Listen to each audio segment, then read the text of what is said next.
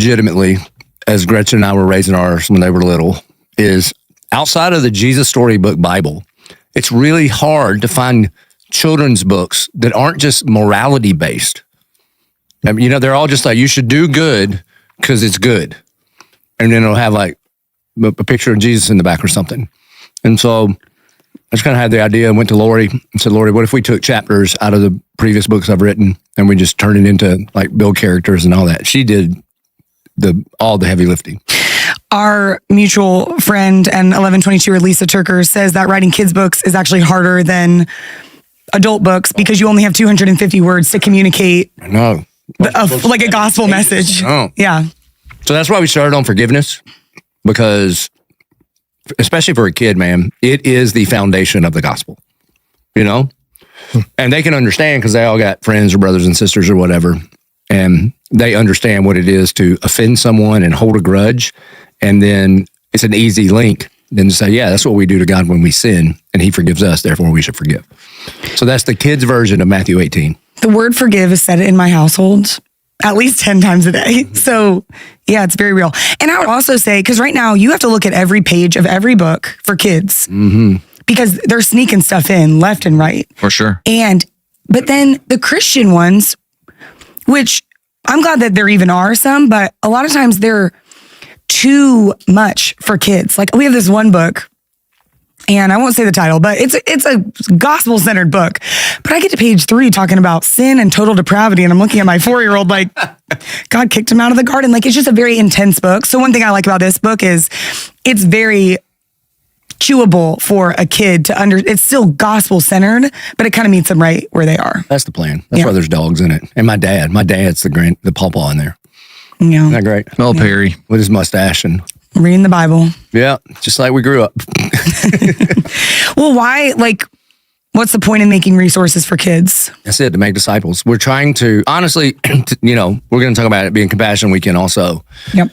And it's great that it all landed on the same weekend because, one of the questions I ask in regards to these Compassion kids is, what would you do if it was your kid? You would do whatever it takes. Well, the reason we create resources like this is because this is for our kids. And we want our kids to be able to know and understand the gospel.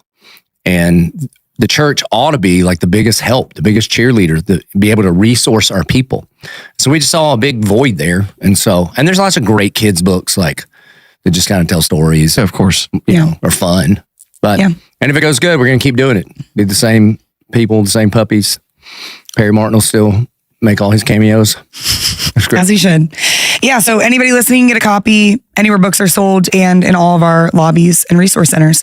Okay, Compassion Weekend. Pastor Joby set up. Who is our special guest here on the Deep End Podcast? Compassion Kevin Myers. Compassion Kevin. My phone, you're still Compassion Kevin. Yeah, me too. Me too. It's just Kevin Compassion in my phone. Mine's Compassion Kevin. That's it. Kevin he was a bigwig, used to run hospitals and stuff, and the Lord wrecked him on a mission trip. And he went to work for Compassion. How many years ago? 18 years ago. Good gracious. Yep. So we met when we were a service at Beach. Yep. And we were doing our first Compassion weekend. And we only had about 300 people at the service. This thing just started. And I just decided, if you come to 1122, you have to sponsor kids, because that's what we do here. And one weekend we used to do bulletins back in the dark ages of 2008 or 9. This is 2008. And so we call Compassion and say, we need 300 packets. And they're like, can't. The best you can do is 10% of your weekend attendance. And I'm like, 30 packets? No. And so that's when I think Carly worked for me then. And she was like, they won't. I was like, you're just talking to the wrong person. You just have to, wherever you are, there is somebody that can give you whatever you're asking for. You realize that? If you're at the bank and they're saying no, there's somebody that can just give you money, And so I was like, that's what I need to talk to. So anyway, we got 300 packets. And we ran out of packets because instead of bulletins, we just handed out Compassion packets. And I lined the back of the sanctuary with trash cans and preached a very emotionally manipulative sermon. And at the end said, you can either sponsor the kid in your hand or you can throw them in the trash. Because if you don't sponsor them, that's where they're eating tonight.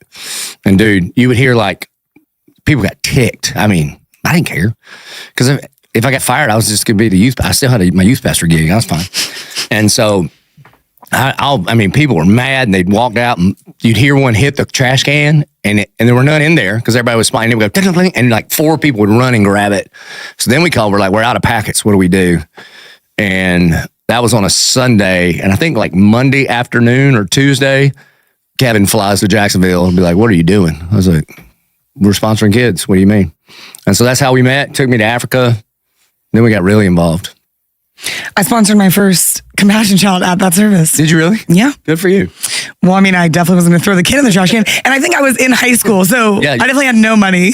Just brought it home like, Yeah. sorry, I wasn't going to throw this kid away. Your parents had plenty. From my end on that, I had just started at Compassion, and I didn't know, I didn't know the play, but I'm pretty sure that wasn't the playbook. The normal trash can wasn't really part of the Compassion playbook. It So didn't really catch on nationally. no, and you were like, well, I don't care, I'll get fired. I was thinking, oh no, I might get fired over this, but it was awesome and amazing. And as I recall, we had Michelle from the Philippines spoke, and she had everybody wrecked. And you preached out of Isaiah 58. I don't know if you remember that, but it was it really, in so many ways, because we had just started the church team at that time, in so many ways, the things that you guys did at Compassion Sunday that time were things I tried to incorporate into other churches, Compassion Sunday. So in so many ways, you helped really build the church team at Compassion, and still are.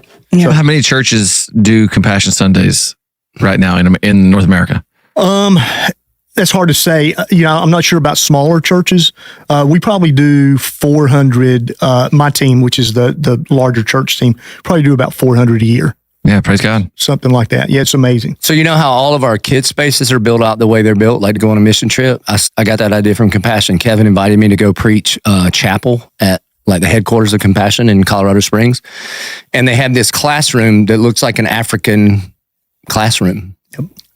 And when we launched 1122, I took a bunch of pictures of it. And I was like, let's do this. Because we want it to be engaging and, engage with kids, but not Nickelodeon, Disney, not worldly stuff. And so that's why we build it out that way. And if you've ever, for all those of you that have kids and pick them up, and when you walk through the kids space, it's like going on a mission trip. Most of those pictures are Compassion partners from around the world. And all the pictures of kids are our Compassion kids and stuff like that. Yeah. Can you talk a little bit about the power of the church planting through Compassion? Because that's a really big deal. Well, we kind of leaned on that one too. Yep. Yeah. So two things about that. We started planting churches with Compassion. I should back up. Compassion does everything through a local church like yours. So we partner with about 11,000 churches. And what we found out about a decade ago is that some parts of the world, when we only work in really economically poor communities. That's not where people usually want to plant a church. And so we actually did a lot of church planting over the last decade. And you guys, again, kind of helped lead the way on that. And I've got a great story about one of your church plants that we talked about this week. But what we do with the other 11,000 churches is really church revitalization when you think about it. So is that church planting or not? It's trying to make a healthy church, because Compassion's ministry can't be successful unless we have healthy churches there in Kenya or Uganda or wherever, and if we have healthy churches here. And so we really think it's a kind of a bi-directional movement that we have because we partner with the church. Wow. So, yep. Go ahead. No, you. Yeah, one of my favorite things about Compassion is of however many hundreds or thousands of churches that we get to work with through Compassion, whether it's the ones we plant or the other ones that we're helping revitalize through sponsoring kids and other ways as they pop up, is that you're not going to go into any community around the world and say we sponsor 50, 60, 200 kids at a specific Compassion church, or you're not going to see the sign 1122 anywhere. It's going to be, and you're not even going to see Compassion like with glowing lights. You're going to see the name of that local church and the leaders of that local church, the volunteers, the Compassion staff, the church staff. Like, they're the heroes in that local community because they're the salt and light in that community. And so that's one of my favorite parts, is that it's like, this all Team Jesus. It's really great. One of the things I was going to ask that maybe people listening, if they haven't been around church for a while, and we read this text about bringing whatever you have in your hands, how do you, as the leadership of our church, how do you go by the philosophy of it's all team Jesus. If whatever you have in your hands, like, well, some pastors might think, well, but that needs to be given to the local church. Like, what is the balance of giving to the local church and choosing to partner with Compassion? So it's really parallel tracks, right? So like God loves a cheerful giver.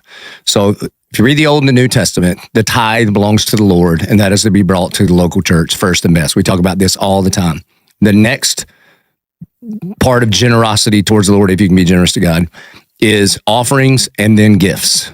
And so technically the way it ought to work, if you're just letter of the law, is you bring your first and best to local church, then over and above that, then you support other ministries, and then you keep a little dry powder in your pocket so that whenever the Spirit of God moves, you have the ability to bless somebody that he says bless. That's how it works. However, I don't care how it starts, you know?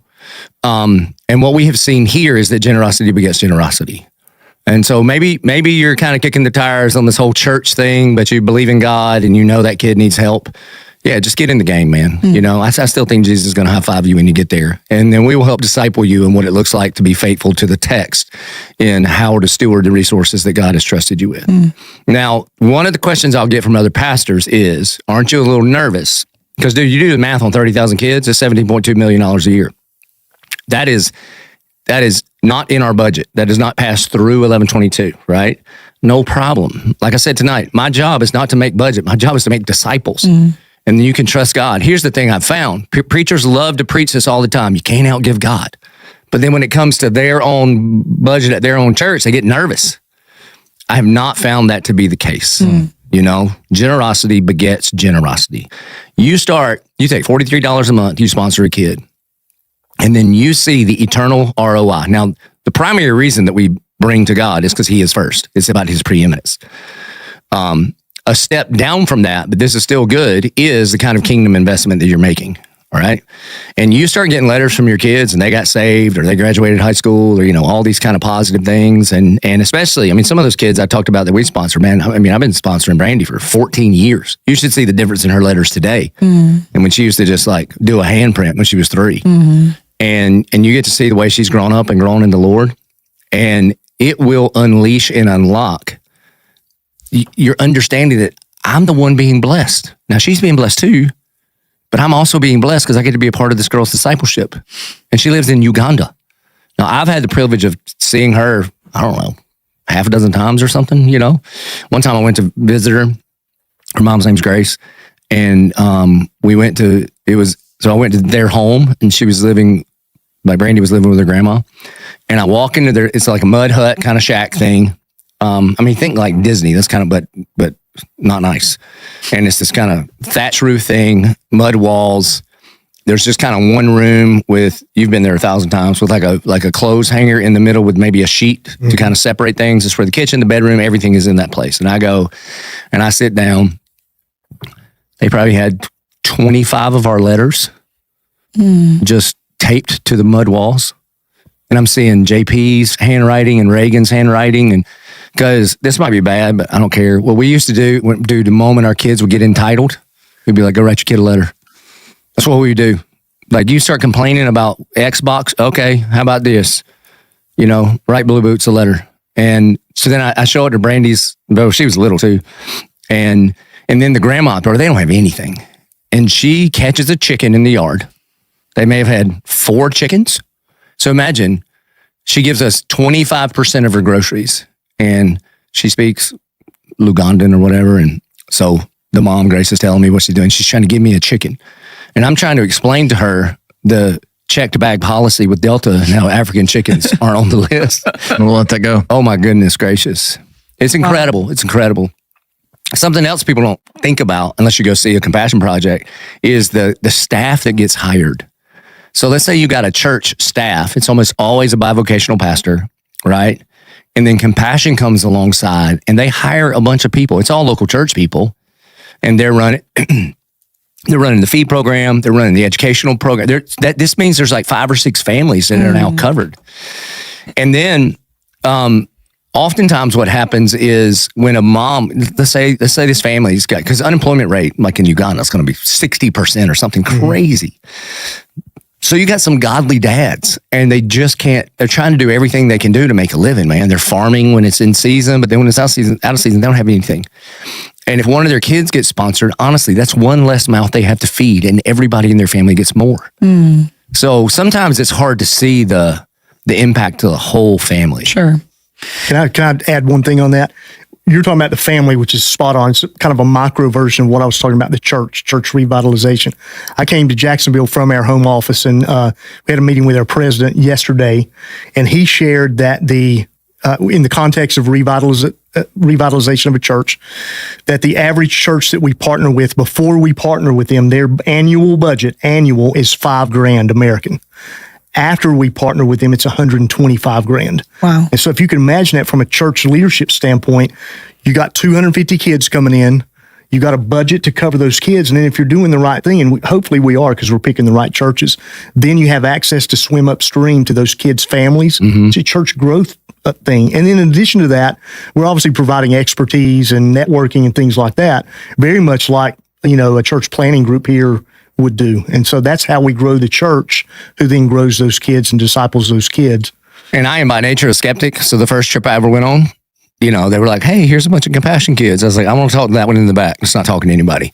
And they would show us the files. I was like, show me the file cabinet. And I would just go, show me this kid right now, and they'd bring that kid there. I was like, I don't meet their family. And we'd go meet their family. And I would even try to break the rules and give the pastor a little bit of cash. He's like, I can't take that.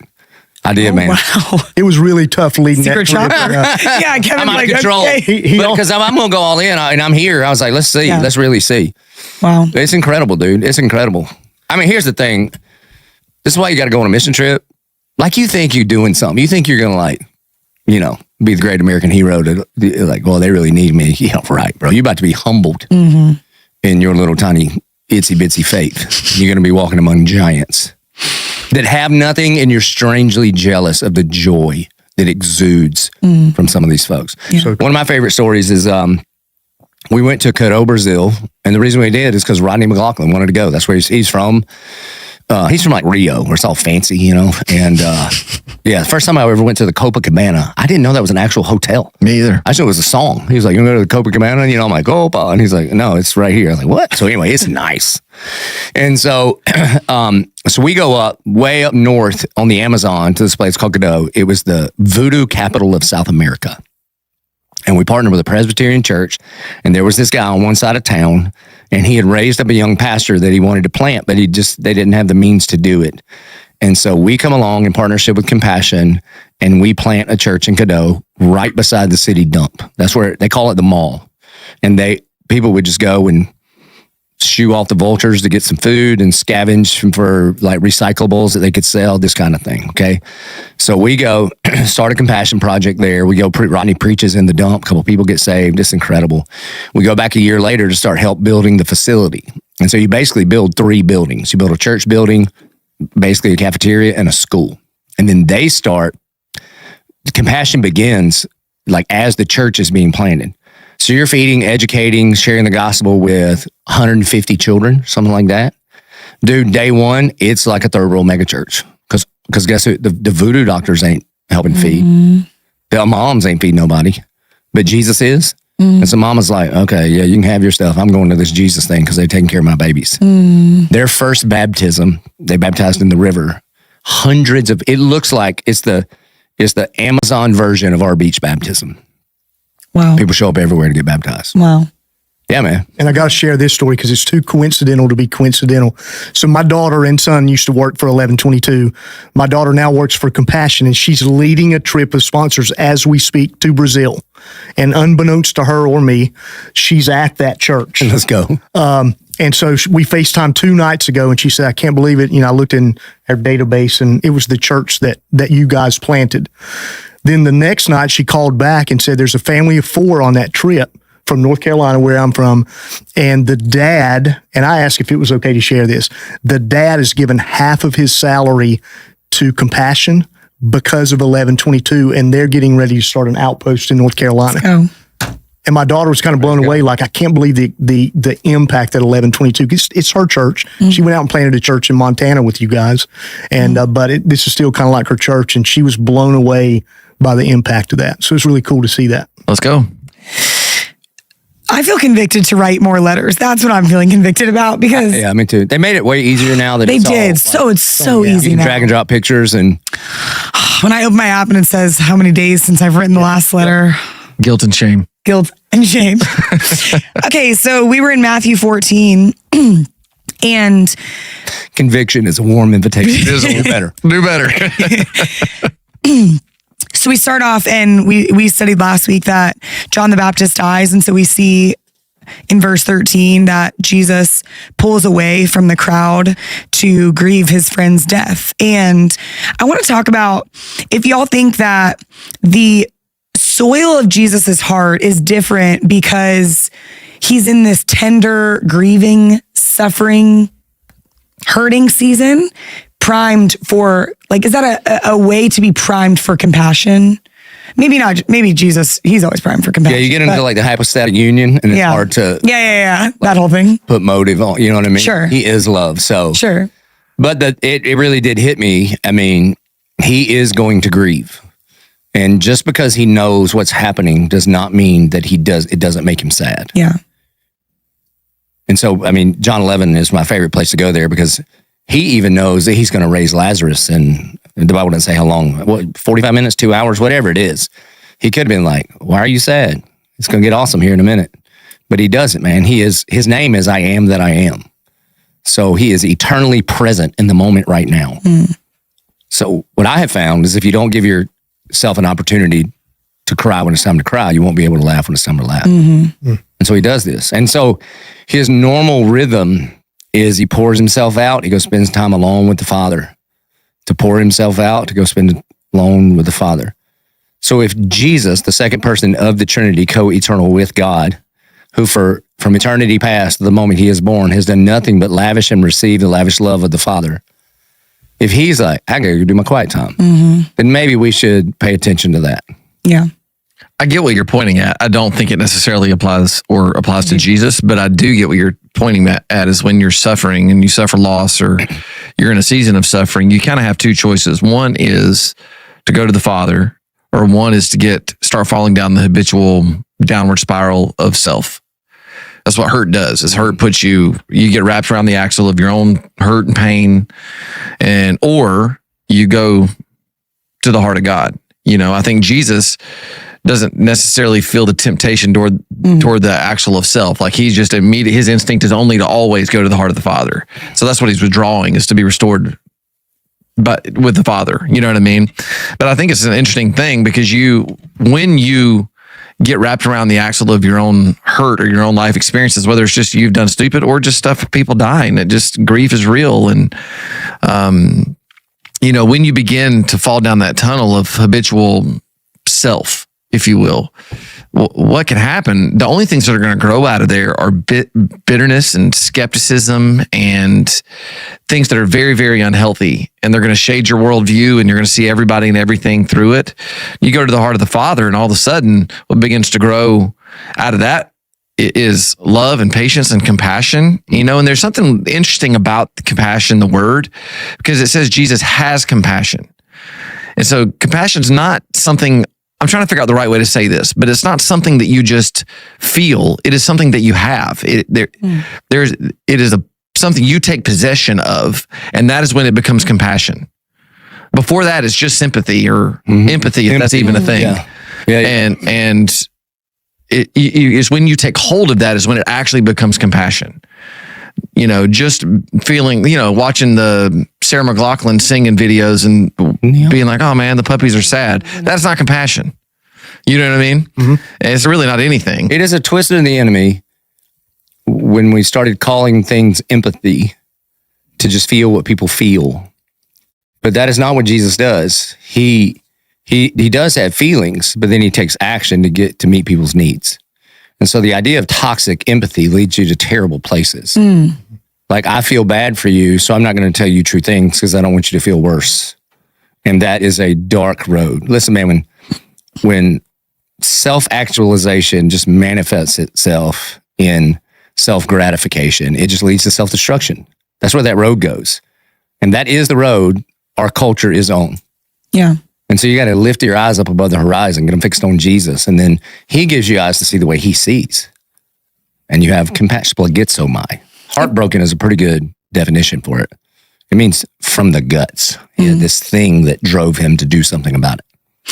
If you're moved by compassion, can you simultaneously be self-centered?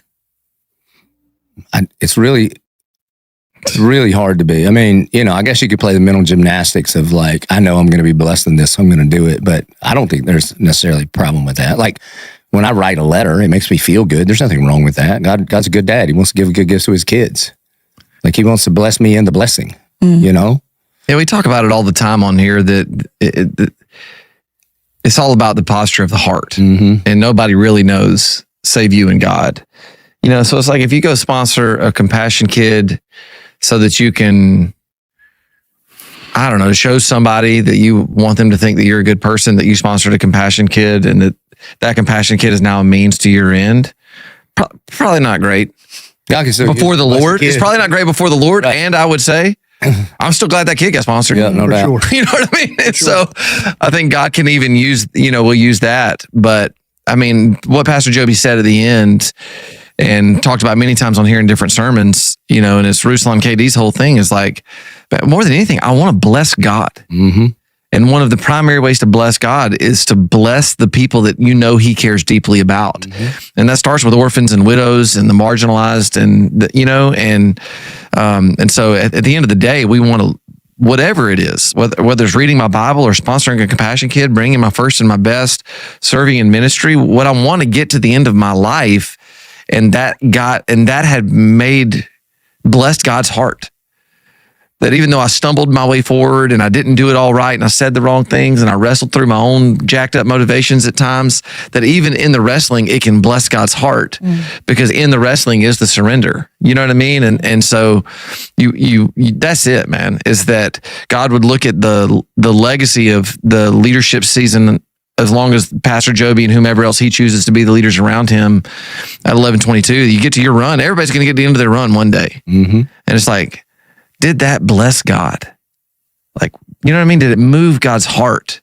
And another way to say it is, did God get glory from that in the right way? I mean, he's going to get his glory from it, but you get what I'm saying. The only reason I shared the kids that we sponsor, it's 1 Corinthians 11:1. Follow me as I follow Christ. And so in this area, you can follow me and you'll be following Jesus. I just wanted more kids to get sponsored.